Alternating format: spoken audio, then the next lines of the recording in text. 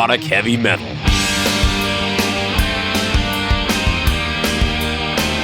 Playing it heavier. Louder. Raunchier. Faster. This is the Signals of Intuition.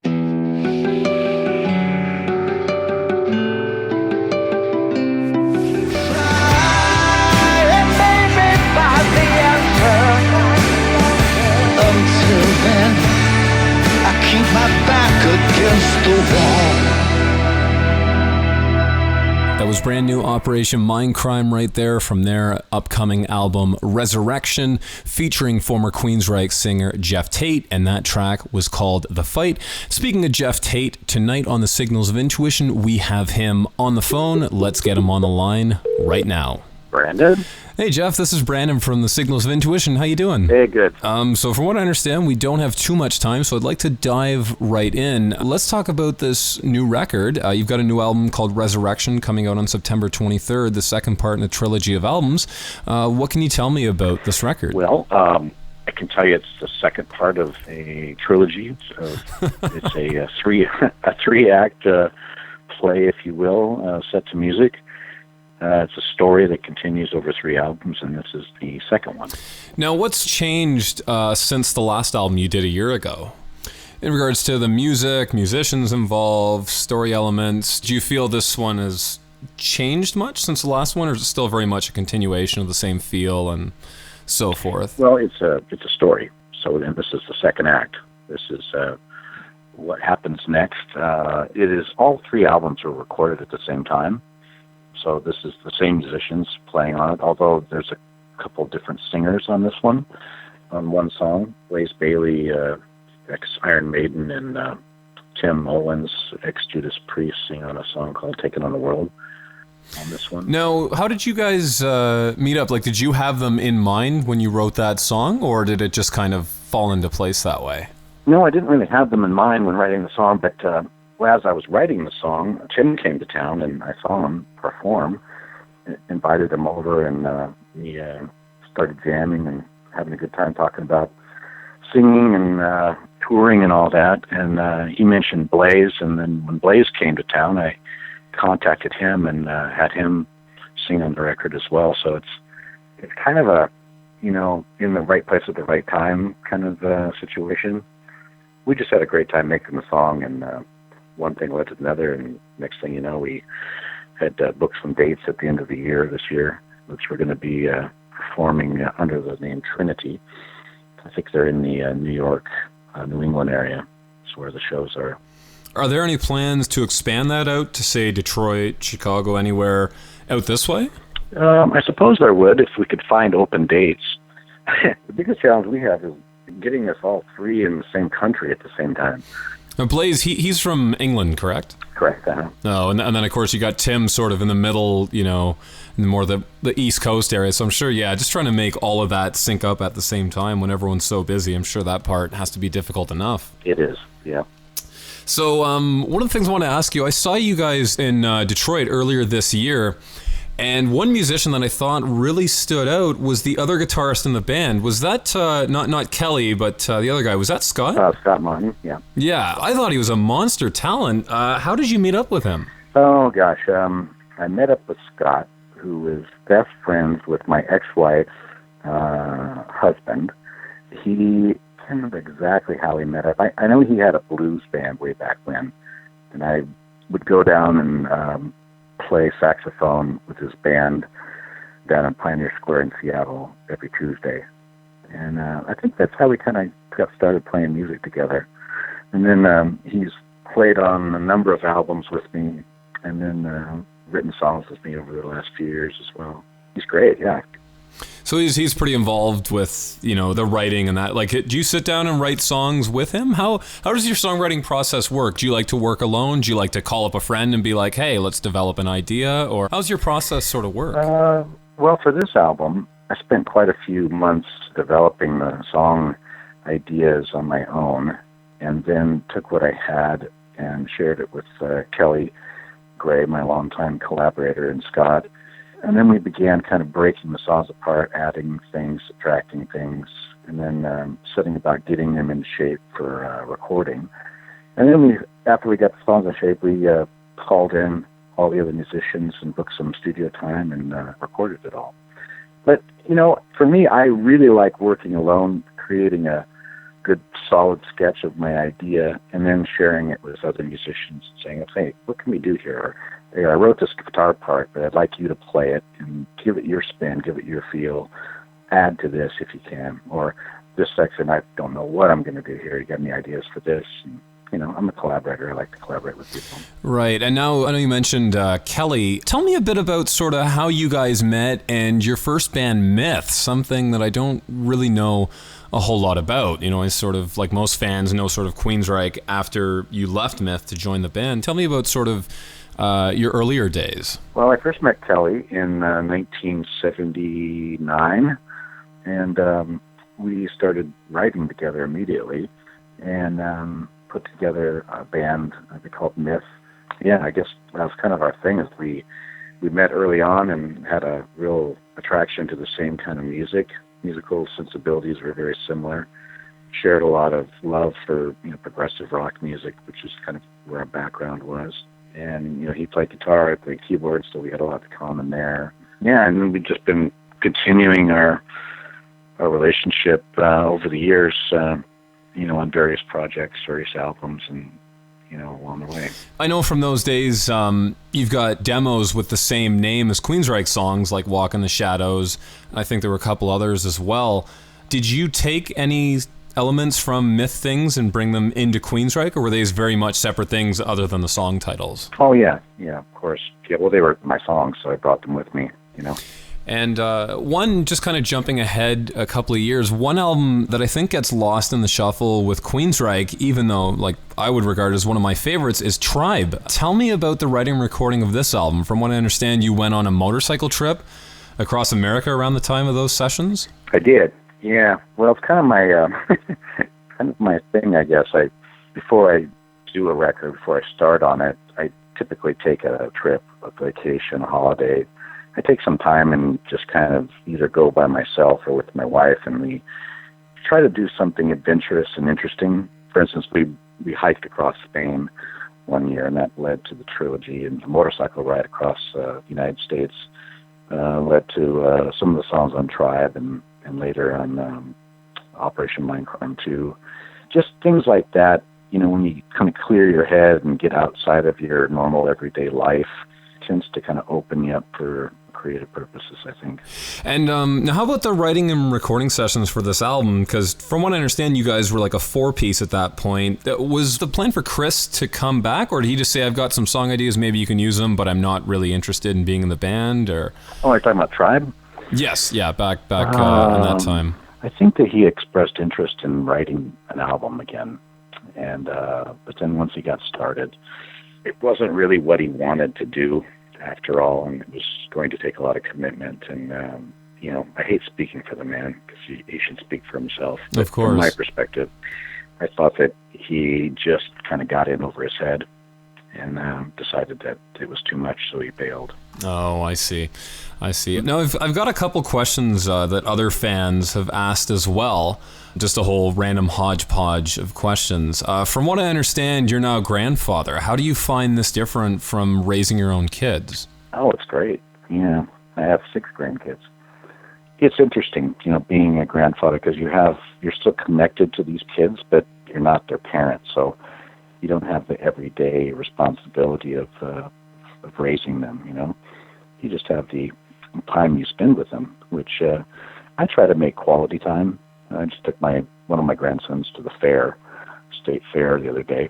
He really wanted to go on the spinning rides, which I hate to admit it, but I have a little hard time with the spinning rides because I get dizzy.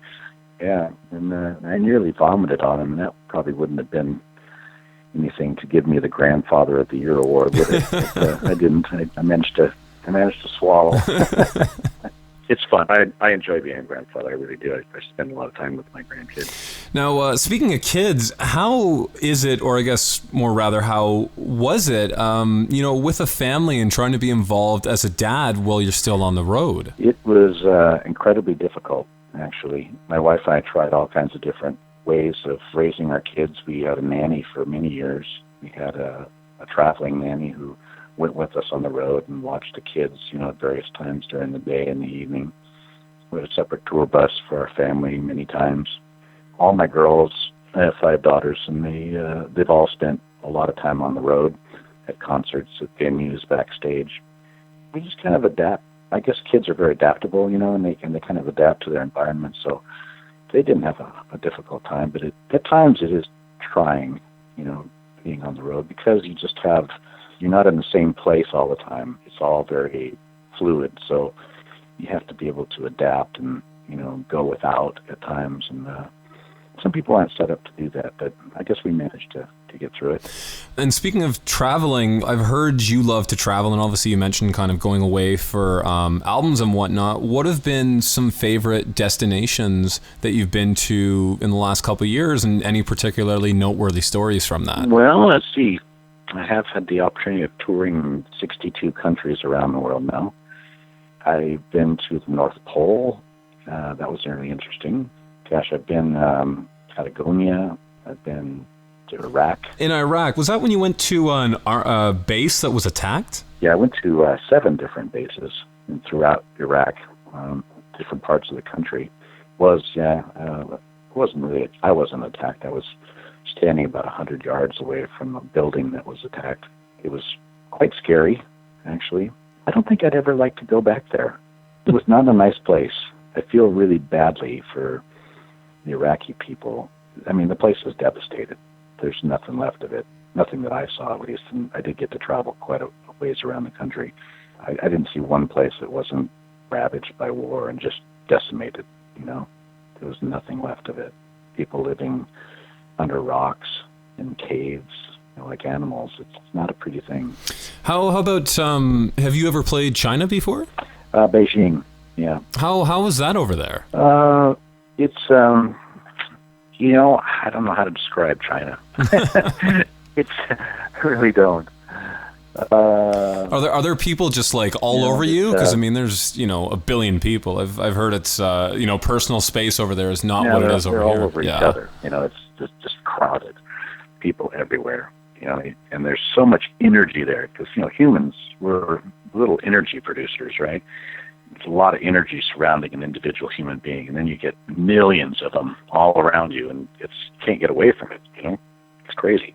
But there are some really beautiful sights immediate outside of the city, because I find cities to be kind of samey everywhere you go, especially in this time in our lives where corporations pretty much run everything, and there's a sameness about buildings and everywhere you go as well.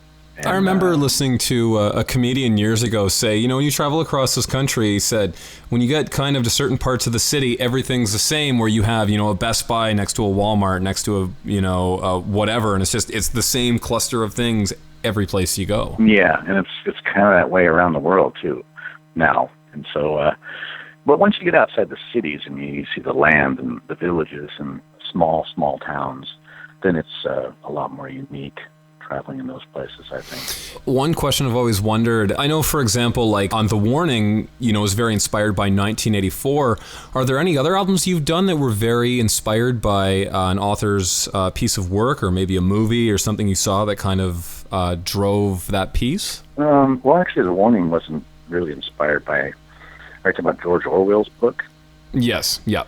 No, it wasn't really inspired by that. I think other people have said it was, but it wasn't to me. There's actually quite a lot of biblical references in the Warning album. It was I would say if there's a book that it was inspired by, I'd say probably the book of John in the Bible is probably closest to that. There's an album called Rage for Order that we did in 1986 that had some references of Roger Zelazny's books in that album. Actually, the name of the album, Rage for Order, came from a Zelazny book it was a kind of an expletive that one of the characters uttered that I always thought was a nice combination of words. It is. It really is a pretty unique, set of words that I've never seen printed elsewhere other than when talking about that album. Mm-hmm. That was a fun album. That's one of my favorite albums from the time. I thought it was really unique and different, and the approach of, making music out of non-musical instruments was kind of a stretch, but I like that kind of thing, that kind of experimentation. Now, what do you mean by that? By using computers, you mean? Using sampling and everyday kind of sounds. You hear like a lot of like, for instance, if you took apart the master tracks of that album, you'd see that there were overlays of like a jackhammer. It recorded a jackhammer breaking up concrete outside the building where I was living at the time. And that became the snare drum. There's a rivet gun that takes lug nuts off tires that forms the percussion aspects of the hi-hat. There's just a plethora of different non-musical sounds, more industrial kind of sounds that are used on that record in a musical way. Now, I think it was Before the Storm. Was that a gunshot on that snare? I believe that was the song on the. I think that is Gunshot. Yeah.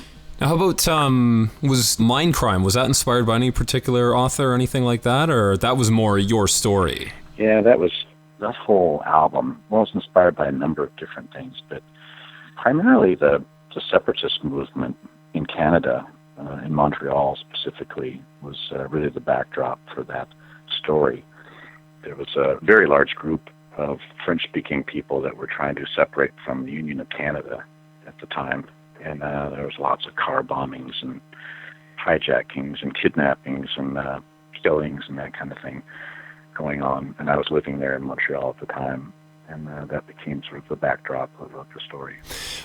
Switching gears slightly, in 2000 and again in 2005, you got to tour with Rob Halford and later him again with Judas Priest. How was it touring with Judas Priest, especially from what I understand, Halford was a fairly influential singer on you? Yeah, Judas Priest, heaviest band in the world, right? That was good. They had a good bunch of guys, and they treated us very well. I think we toured with them a couple times throughout our career, as far as I remember. I think the last time was seemed to be in Europe sometime in the 2000s, I think. And I know, like, you had KK play on Frequency Unknown as well. That's right. Mm-hmm. Yeah, he contributed. Wonderful. Do you still keep contact with any of those guys? Or? Yeah, now and then when they come to town, or I'm in their town, or where they're playing. Yeah. Now, what's your recording setup like in your home studio at home? Do you have like a full mixing suite and everything, or just, very bare bones with a microphone, or how do you work in your home studio? Oh, God, I got all kinds of goodies. Yeah, I've got vintage gear. I've got modern gear, Midas console. Oh, gosh, my collection of keyboards that I've been working on since 1980s. A full, updated, modern Pro Tools rig. All kinds of fun microphones with different frequency responses. Yeah, I got a lot of stuff. Now, speaking of microphones, are there any vocal mics that you prefer to use? Any that you find suit your voice really well? Or I like a lot of different microphones. I have some Sanken microphones from Japan that I quite like.